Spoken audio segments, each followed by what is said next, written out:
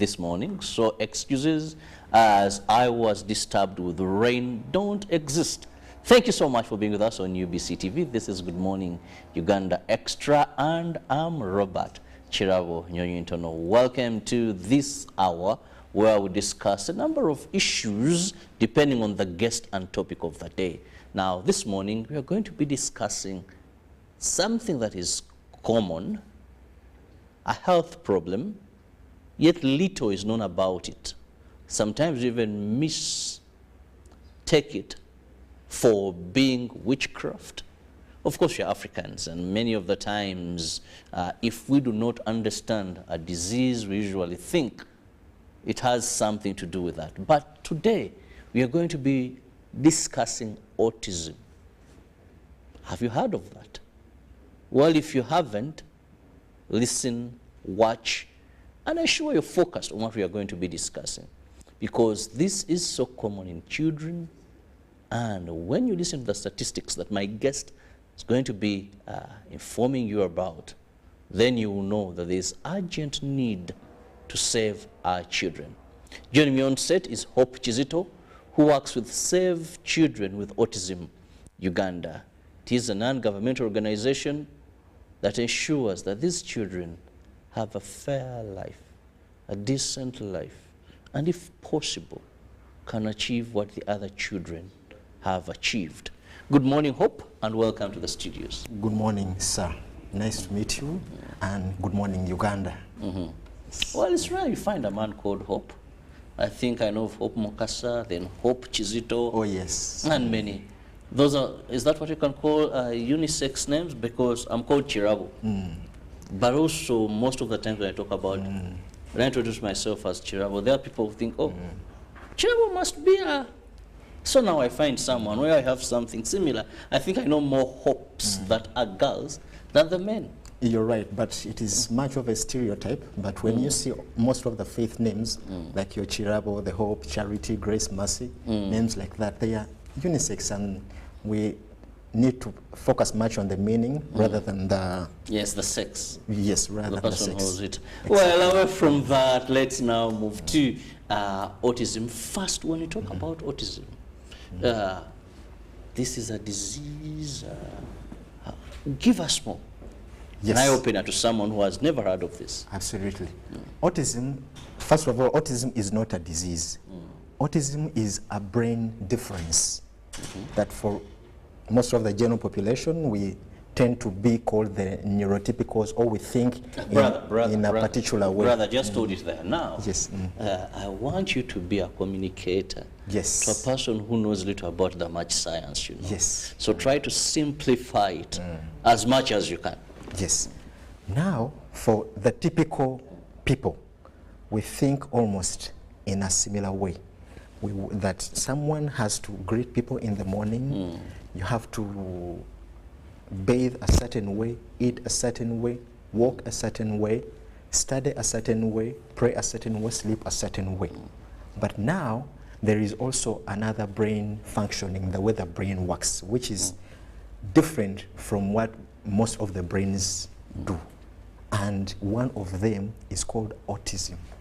So autism is a brain difference, or a different brain functioning, which changes the way someone communicates, someone relates with the people around them, and it's also sometimes characterized by repetitive actions or interest in a particular activity. So you'll find individuals, and particularly children with autism, unable to speak sometimes, or if they speak, their speech is not matching with their age. Or for those who are more functioning, they could be speaking, but the way they interpret the language that we speak could be different from what the typical people could understand. And why do you say it's not a disease? It's not a disease because it cannot be treated. Okay. There is no medication for autism.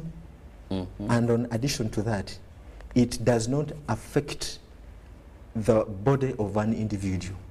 That means I and a person with autism, if we are not observed behaviorally, you cannot know the difference. Okay.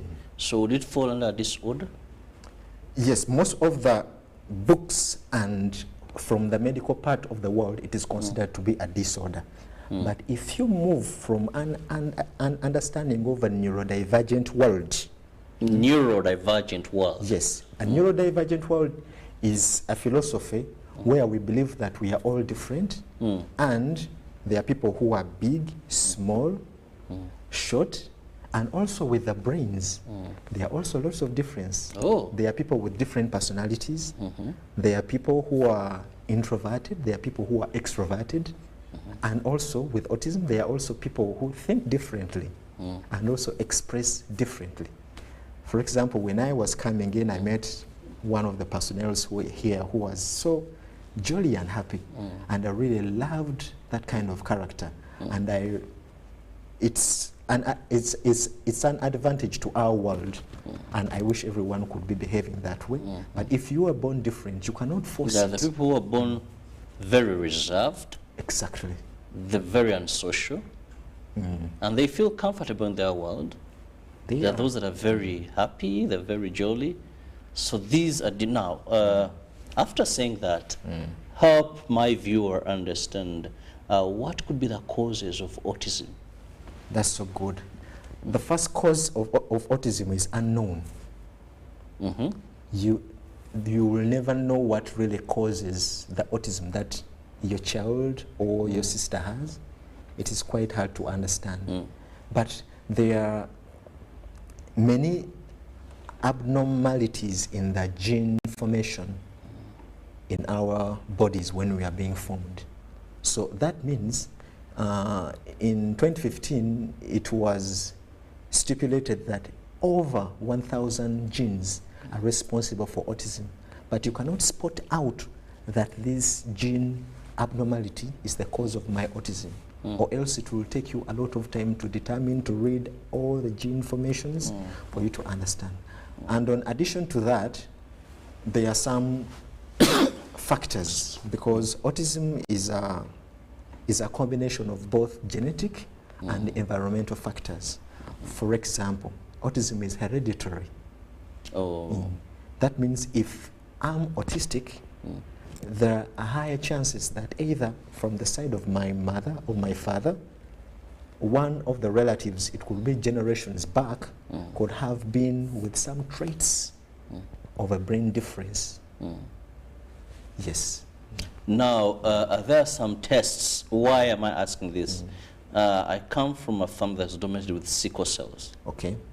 But the test we do if you're going to marry, you know, and they will tell you that if you go with Hiba, then you're going to have children with sickle cells. If you go with this one, then it is safe. So if it's genetic and all that, are there some tests that maybe couples do and they can avoid giving birth to children with autism, or it can reduce the chances? There is absolutely no test to determine if the child I will be producing will be autistic or not. And in addition to that, when you spot out that my child could be autistic, there are no brain scans, there are no MRI that can differentiate an autistic brain from a typically developing brain. So that means the only way we can know that someone falls on the autism spectrum is we only look at their behaviors. And those behaviors have to be falling in about 3 categories. So those could be the signs? Yes, those could actually be the signs. But as early as 18 months, that is approximately 1.5 years or 2 years, all the typical signs of autism are visible. And if a parent, so these signs, let's look at these signs more. What are some of these signs that I can use to detect autism at an early stage? Yes, so They are all just observed. You cannot test the blood or do a scan. They are all just observed. First of all, children, when they are developing, they tend to respond to their names at around maybe the age of 2. When you call John, Patrick, they'll either turn or they'll say, yes, mommy. They might do that, but usually children with autism do not. And they also do not maintain an eye contact. You're speaking to them, but they are either focusing on any part of your body rather than the eyes. Additionally, you can also spot out that they play alone. They do not associate much with the peers. They prefer what we call solitary play. They tend to play alone, and they also have problems with emotional control. A child can be crying the whole day and you cannot spot out the reason why they are really crying. When they want something, they might fail to point at what they want, or rather they will just spot to throwing a tantrum or just crying. Another one is they have sensory differences.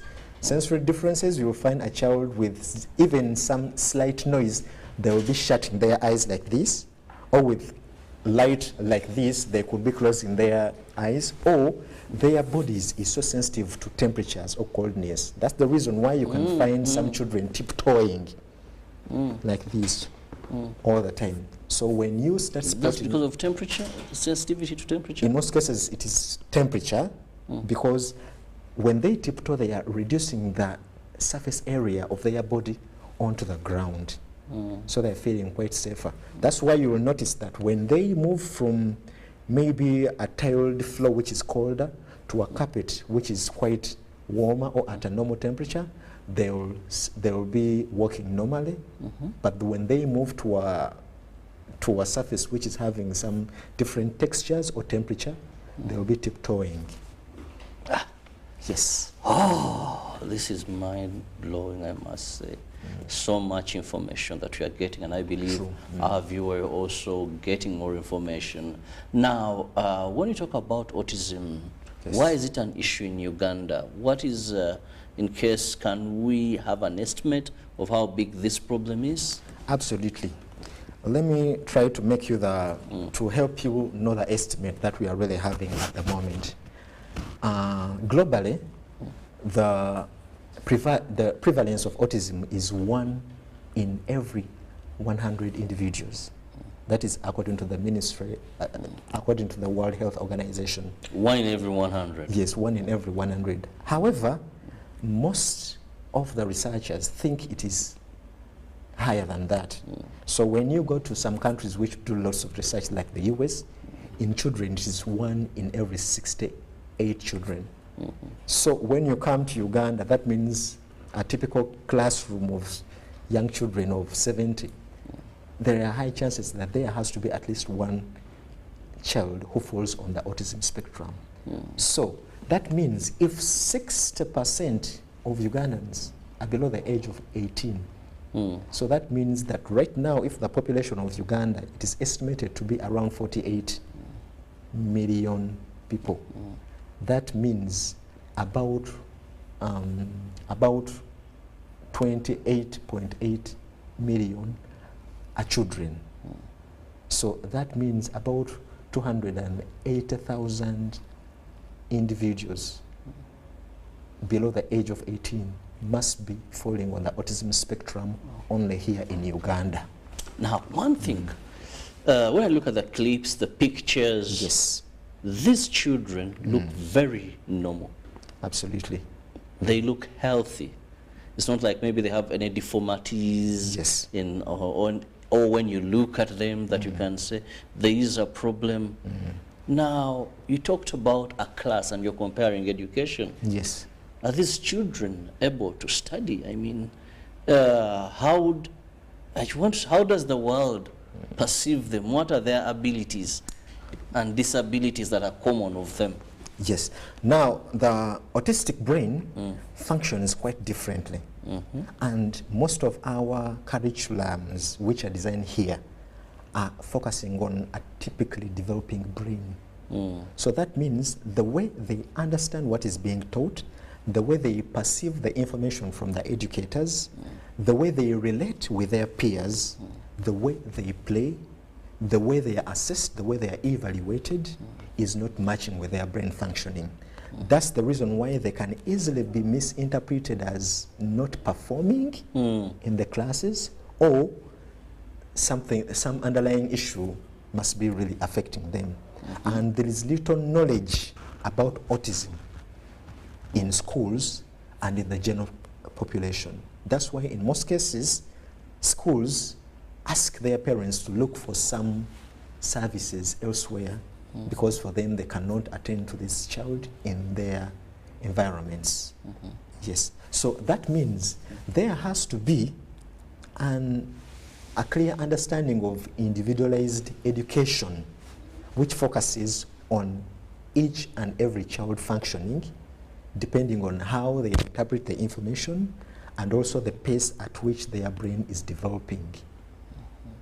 That's why we really come in with individualized education, that what is taught in class, we tend to break it down to a level that this child can clearly understand. That means we can either change the environment. A child with autism might not be able to withstand the noise in the classroom. That's the reason why they could be shutting their ears like this, or they are having a lower attention span, or they are not able to respond using the speech to what the teachers want, or they might be delayed in writing, or they cannot focus on a particular topic at a given time. That's why lots of accommodations have to be put in place in order to help this child also achieve. Now, this is where I bring in, you're from Save Children with Autism, yes, Uganda. So, what do you do? Exactly. This organization, what does it do? Save Children with Autism Uganda is a non-governmental organization. We are also registered with NODIPU, which is the National Union of Persons with Disabilities in Uganda. The work of Save Children with Autism Uganda is to create awareness, to empower, and also support children with autism and their families.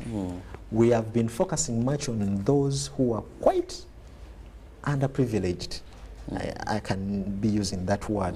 For those who cannot afford the high expenses, the costs of autism, because autism now requires a lot of a different type of education.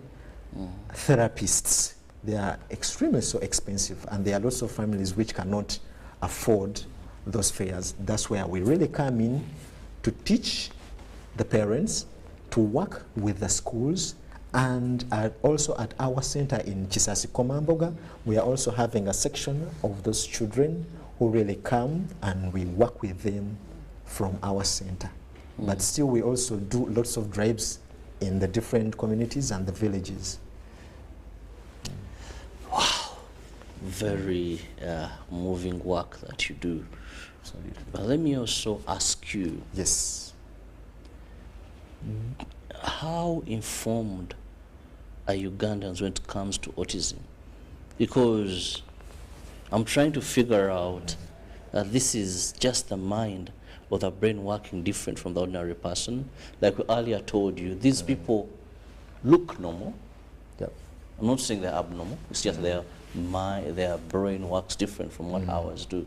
So usually we are taken by the fact that maybe someone has a disability, so physically looking at them, you can know that these people have a disability. So we understand that. But I'm looking at someone where you must observe what they do, their character and all this. And for us in Africa, that's why you don't talk about stress, depression. These are not ours. You're stressed, man, what is that? You're depressed, this. So now, autism, how informed, how empowered with information in a survey that you could have done are we as Ugandans? In Uganda, and particularly Africa, we are more familiar with disabilities, or which are physical. Yeah. That someone has to be either having body deformities, or they are blind, or they are deaf, or something like that. But but we also have to acknowledge that there are some what we can call disabilities or brain functioning, which does not present on the physical bodies. And what comes to a Ugandan is a misfortune. In Luganda we call it abobabaloga. It is a disease for the rich. Those kind of stereotypes which still rhyme through our population. So they are really hard. Maube, certain things. All those words. Because so you find that most of the children and individuals with that kind of, with autism, they are still hidden in the homes because they cannot take them to the schools. They don't want to show them to the public. And it's only those whom we are working with, whose parents have reached at an acceptance level, that they really have to include them in everything that they do, and that's the only way they can really be supported. Inclusion. Now, that brings me to education. Yes. How do we fit them? How do we support them in terms of education?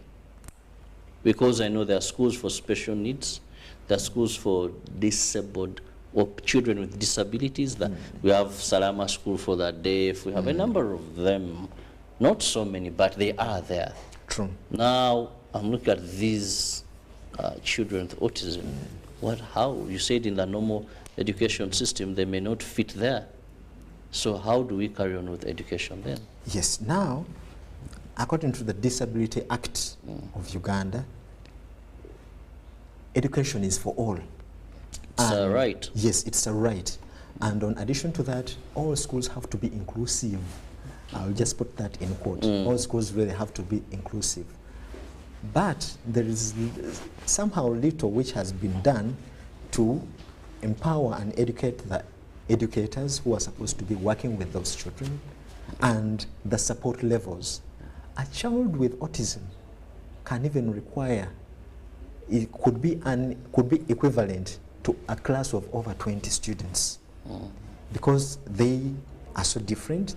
Some of them could be energetic. They are moving from place to place. They are moving. Some of them, their developmental milestones are way too below than their chronological age. Imagine working with a 10-year-old who is not yet toilet trained, who is moving up and about, who is still aggressive. So it really requires a lot of space, time, and expertise. That's one of the reasons why some schools tend to avoid them. So that's Most why with ignorance, when they are ignorant about autism, they're either beaten thorough, or they just say, this child, there's something we don't understand about. That's the reason why over 80% of children with autism end up in what we call institutions or special schools. At the moment, we are having a number of them around Kampala and all over Uganda, but those which are specific to autism, they are still few, despite the increasing number. They are about 7 or 8. This is where I really shout out to people like the Donor Center for Autism in Tinda, some organizations like Autism Care Uganda. There are now even some new parent support groups which are really trying as much as possible to empower more parents to come together to solve the issue and also helping families. But what we really need to know that the best way to support a child with autism is acceptance, that my child is different. After accepting that my child is different, then the next thing is what matches with their brain development? What do they need? That my child is communicating differently. That means if they are unable to speak, I have to come up with a communication alternative that can either be through use of the pictures, what we call the picture communication system, or we can use our Ugandan Sign Language, but the basic, that come, go, let's eat, those are really so important. For those who are speaking, we can really continue with that, and we can also help them to help with social communication across the different contexts.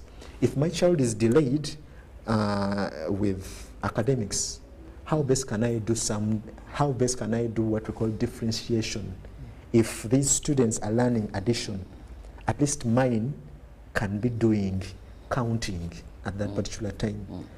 I do not have to ride along with them and also forcing my child to do exactly what the peers are doing, but we can do everything at our own pace. If my child is having delays in self-care, they are not able to eat despite them being 4 years or 5 years. They cannot feed themselves, they cannot toilet themselves, they cannot do most of the basic tasks.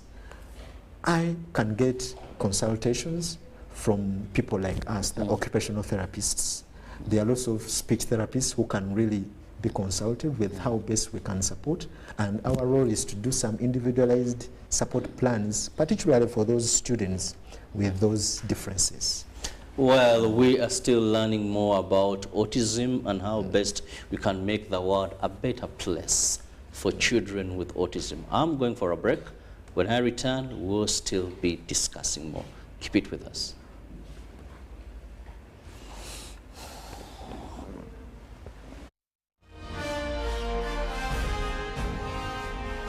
Live from UBC Studios in Kampala, this is Good Morning Uganda Extra.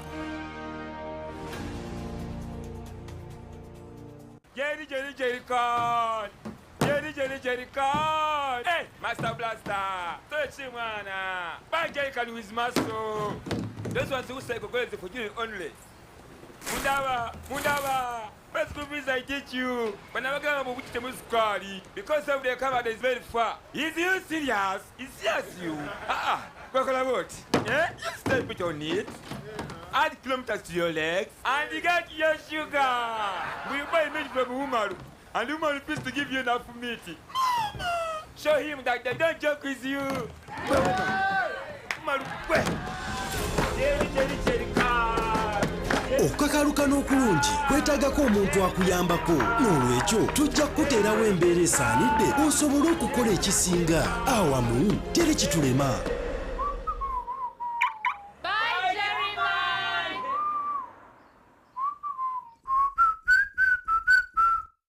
The Ministry of Energy and Mineral Development, under the auspices of the East African Community, will host the 10th East African Petroleum Conference and Exhibition 2023 from the 9th to the 11th of May 2023 at the Kampala Serena Hotel in Uganda. Take full advantage of the investment opportunities in the East African region's vibrant oil and gas sector. To find out more on how to sponsor, exhibit, or attend the 10th EAPCE 23, visit www.eapce23.eac.int. Live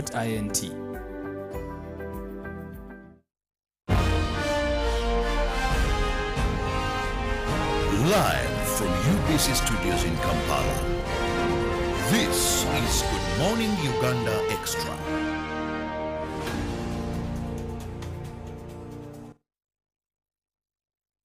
Welcome back from that break. It is still Good Morning Uganda Extra on UBC TV. I'm Robert Kirabo Nyonyintono with Hope Chizito from Save Children with Autism Uganda, a non-government organization that is heading communication by creating awareness about autism and how best we can make the world a better place for children living with autism. Now, it is a mental disorder that usually doesn't show any physical appearance that all these children have any disability that is physical. However, you have to observe the child. That is when you can see a bit of uncommon ways of doing things differently. For example, one of the signs I've gotten to know is sometimes these kids may be a bit picky in terms of trying to keep their fingers moving around. They may want to isolate themselves even when you go for a picnic, a party and all that. Those things you have to observe. But of course also intake of the brain differs so much. Now, Hope. Yes. One of the things, Lord forgive me, I've not researched about this, but I've come to find out that certain problems, certain challenges usually come to families of sometimes very poor families, unprivileged families, It could be that even the well-to-do families have these, but they may know how to handle things better. Now, what are you doing as Save the Children with Autism in Uganda to help some of these families? I just don't know, may the Lord forgive me. But many times I ask myself, when I move in villages, when I go in these ghetto areas, when I'm doing for journalistic purposes, there are problems you find, children you find, and you're like, why them? Which I don't know, maybe they hide them, the posh families, but they are rare to come by in this upper life, whatever. So I know that a big number of children, I stand to be corrected, if you did statistics, that a big number of these children come from not so well-to-do families. I stand to be corrected, but that has been my observation. So how are you helping? Now, let me first write it this way. When you look at the perception from our society, most people tend to say that those conditions are for the rich.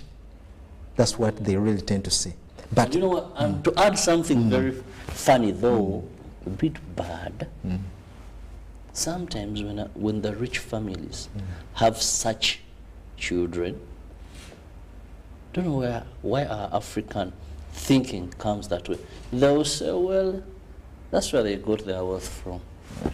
That child, why they love that child and treasure that child is because their wealth has a connection to that. Now, to make it more clear, that autism is not determined by the race, the culture, and the socio-economic class. But now, why is it that most of the individuals we see with autism are from middle-class income earners? Because they look for support. Support is quite costly and expensive, but they look for that support. Those are the very children you will find in those posh schools. You will still find them in the community. They take their children out. They look for people who can really support them. That's the reason why they tend to be much in the limelight. But there are lots of children from families which are not doing so well. And that number is so overwhelming. There are many, and they even don't know what to do. That you will find the child is always locked in the house. They are tied on the ropes somewhere, or they are left to just do whatever they want at the village, to fetch water for people, to run, to do whatever. That's why even most of them die, because no one is going to take care of them. You find that most of the children with autism in those places, they cannot sense danger. They will run into the cars, they will fall into ponds, and we tend to lose most of them. But the people that we tend to see are those who are given extra care, and they are conditioned very well, that a lot of support is done with them through early intervention programs. Actually, I know a number of families that abandon these children. They don't chase them away from home, but you find the families like, he will come back in the evening. Autism is funny, because this person is not 100% that they don't understand what is going on. Because I've seen many families, this child will wake up, others go to school and what, but he will be in the community, loiter around, but will get home in the evening. True. Then the next day, as he's growing, so society accepts that there's this child that has somehow something like that, but we allow that. We do not do so much. I think because we don't understand, or when you go to health facilities, they don't. Do we lack experts in this area to easily recognize and understand what the problem is? Because, you know, when people go to a health facility and they're not explained about a situation, mostly in rural or these low-end places, the first thing that quickens to their mind, it is witchcraft. Twamutwala mu ddwaliro n'ekimuluma abasawo kyababula lumbe Uganda dogo what, and funny enough is these children simply need support. So how are you supporting these families, or how can we help in case support these families? Knowledge. If we knew, we would be performing better. For example, if we knew that autism is just a brain difference, but it is not witchcraft, it is not the spirits, but people are born differently, then we can really start looking for the best way to support them. And that's where Save Children with Autism comes in. For us at our center, a small learning center, we are now having about 15 students. Some are residents, others just come from the community to come. But at the same time, we also work with parents a lot to show them that we can help these children also learn. They can achieve almost everything what a typical child can get, but in a certain way. That a lot of accommodation, a lot of adaptation with their environments, how you speak to them, how you work with them, has to be different from a typically developing child. And that's what we do all the time. At the same time, through our platforms, social media platforms, Facebook, Instagram, Twitter, and our emails, we receive a lot of calls from different parents that, for me, I'm now in Luero. How can I reach you? How can I really be supported?